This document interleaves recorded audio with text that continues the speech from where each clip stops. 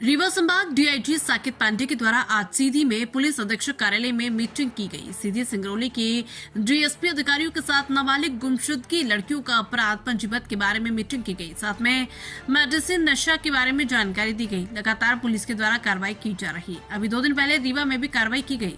सीधी में भी लगातार 900 सीसी कॉरिक्स 250 300 लगातार कार्रवाइयां की जा रही। ऑनलाइन एफआईआर के बारे में बात की गई, जो अभी सीधी में एक भी ऑनलाइन एफआईआर नहीं हुई। हमें लगता है कि अभी लोगों को जानकारी नहीं। इस विषय में सहारा बैंक की बात की गई, जहां हजारों लोगों की पैसा लेकर भाग गए। इस विषय में धर्मांतरण की बात की गई। कुछ लोग धर्मांतरण का बदनाम कर रहे हैं। डीआईजी साहब का कहना है कि जो धर्म अंतरण का बदनाम कर रहे हैं, साइबर के नाम से ठगी कर रहे हैं, उससे सतर्क रहे। जो भी ऐसा कॉल आता है तुरंत पुलिस को सूचना दें। विशेष अभियान के तहत आप सीधी आए हैं, क्या अभियान है, किस तरह का पहल है, क्या मैटर? एक्चुअली में हम लोग लगातार आते रहते हैं, लेकिन आज आने का मुख्य उद्देश्य ये था कि सीधी और सिंगरौली के राजपत्रित अधिकारियों की एक बैठक बुलाया था। उस बैठक में माननीय सीएम साहब, डीजीपी साहब के जो निर्देश थे, उन निर्देशों के संबंध में इनसे विस्तृत चर्चा हुई। खास करके एक रेंज में हम अपने एक अभियान छेड़े हैं, जिसमें जो बच्चियां गायब हुई हैं और उसमें अपराध कायम है, जो माननीय सर्वोच्च न्यायालय के आदेशानुसार 3 माह के बाद अपने आप वो प्रकरण राजपत्रित अधिकारियों के पास ट्रांसफर हो जाते हैं, जिनकी विवेचना जियोज करते हैं। वो काफी पुराने थे, 2013, 14, 15, 16, 17 के मामले थे। तो आज उन्हीं की समीक्षा रखे थे और उनकी समीक्षा में ये पाया गया कि कुछ तो बच्चियां संपर्क में आ गई हैं और विशेष अभियान के रूप में 31 तारीख तक हम प्रयास करेंगे कि ज्यादा से ज्यादा रिकवरी हम उसमें कर सकें, क्योंकि जो बच्ची आज के 10 साल पहले 17 साल की थी, आज 27 साल की हो गई होगी। तो निश्चित उसका संपर्क रहता है मायके से, घर परिवार वालों से। तो कई चीजें हैं जिन पे हमने चर्चा की, जिस आधार पे उसकी रिकवरी हम करेंगे। नंबर 1। नंबर 2, जो सीएम हेल्पलाइन है, उसमें हम अपनी स्थिति और अच्छी सुधारने के लिए और स्थिति के साथ आम जनता का जो उद्देश्य है, माननीय मुख्यमंत्री महोदय का जो उद्देश्य है कि आम जनता को राहत मिल सके, उनकी शिकायतों का सुना जाए, निराकरण किया जाए, उस संबंध में चर्चा की गई। नंबर 3, जघन्य अपराधों के मामलों में, सनसनीखेज मामलों में थोड़ी गिरावट आई है। गवाहों के स्टेटमेंट आदि को लेके उस संबंध में भी चर्चा की गई कि उसको कैसे अपग्रेड और मजबूत किया जाए। इन्हीं बातों पे हम लोग बैठ के चर्चा किए और एक स्ट्रेटेजी बनाए हैं। निश्चित तौर पे आगे आने वाले समय में उस पर सफल होंगे। सीधी का जो कुसमी क्षेत्र है, ये जो बच्चियों के लापता होने का वो है, ट्रेन रूट होने की वजह से, आदिवासी बेल्ट होने की वजह से वहां पर ज्यादा है। वो एक ग्रुप सक्रिय है जो ये काम कर रहा है, लेकिन उस पर कार्रवाई, मतलब 1 दशक से वो सक्रिय है, चल रहा है, कार्रवाई नहीं हो रही है। ये जो आप बता रहे हैं, ये मेरे नोटिस में अभी आया।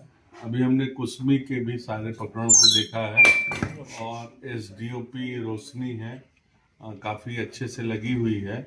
उसकी नोटिस में मैं डालता हूं और इस संबंध में डिटेल जानकारी लेके इसको भी आपको अपडेट करूंगा। सर, भ्रष्टाचार के कुछ मामलों को लेकर मैं बात करना चाहूँगा। सहारा कंपनी हजार लोगों के पैसे लेके गायब हो गई, आज तक उसका निराकरण नहीं हुआ। आपके थाना स्तर पे भी उसकी बहुत सी शिकायतें पेंडिंग है। हालात ये हो गए हैं कि उस बैंक के कार्यालय अधिकारी कर्मचारी भी लापता हो गए हैं। सर, उस पर क्या, कि आपकी जानकारी में क्या है, उस पर क्या?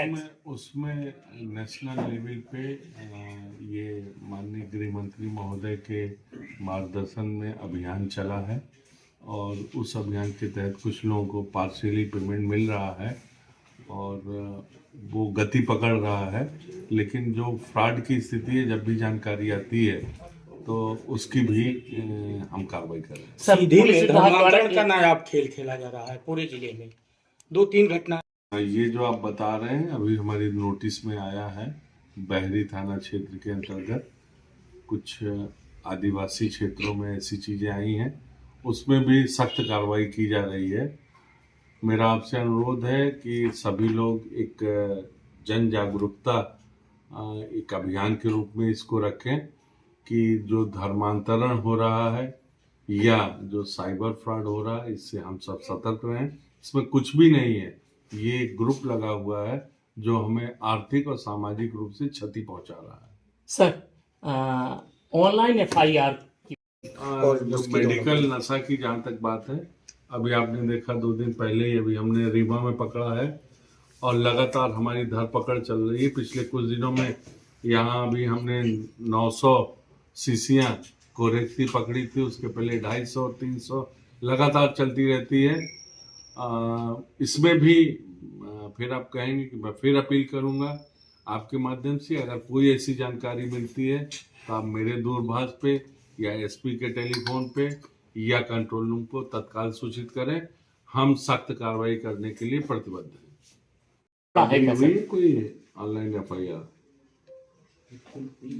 अभी तक मुझे जानकारी में नहीं आया, ऐसा दूसरे जिले में है। 3 दिन के अंदर उसमें आके जो मुद्दई होता है उसको हस्ताक्षर करना पड़ता है सर, अन्यथा वो FIR अपने आप में समाप्त हो जाती है। हमारी तो सबसे यही अपील है कि बिल्कुल करें। नहीं तो संख्या क्यों नहीं बढ़ पा रही है सर? क्या जागरूकता का अभाव है या प्रचार प्रसार में कहीं कोई कमी है या लोग ऑनलाइन FIR के बारे में जानते नहीं है? हमें लगता है कि उनको जानकारी नहीं है, अन्यथा आज आप देख रहे हैं कि मोबाइल तो हर आदमी के हाथ में है और जागरूकता की स्थिति ये है कि कुछ ज़्यादा ही जागरूक हो रहे हैं, तभी तो साइबर फ्रॉड हो रहा है सर, तभी साइबर फ्रॉड हो रहा है। तो आपके माध्यम से मैं सबसे यही अपील करूंगा कि कोई भी ऐसे अनचाहे नंबरों पे अगर कोई सिम एक्टिवेट करने के लिए, खाते के लिए, बिजली के बिल के लिए, बच्चा अस्पताल में है, आप इस तरीके से किसी भी टेलीफोन पर ध्यान न दें। यदि आपके पास सूचना आती है तो पुलिस को खबर करें और किसी भी लिंक को ओपन न करें। मेरी यही आपसे आपके माध्यम से अपील है कि जागरूक रहें, सजग रहें और समाज को और पुलिस को, प्रशासन को सहयोग करें। सीधी